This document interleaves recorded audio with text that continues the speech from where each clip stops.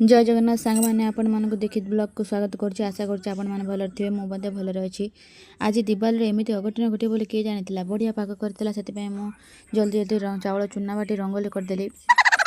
मेरी स्वामी dress order करते सेति में आसी पहुंची गला। ताकू भी आनी देखली। तापर पुप्पू को सजबाज करके रेडी कर साला पर ठीक सही टाइम रे कि एते जोर रे वर्षा हला कि सब रंगोली धोई गला। आ कौन करे रंगोली तो धोई गला। आपण माने सारे एमिति के घटी कि कमेंट रे कहबे। तापर घरे भी रंगोली पकेली, फुलर भी सजेली, बाहर भी जाई फोन तोरे रंगोली पके पड़िला।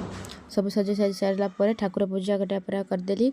कर साला पर बाहर रंगोली सजाइले टिके बहुत समय लागथिला। ताकू भी रंगोली बहुत समय लगिला। कौन करे मुझे लेजी ना से बहुत समय लगुच मत। तापर घर पूजा कर सारा पर बाहर आम फ्लावर पॉट लगेलु।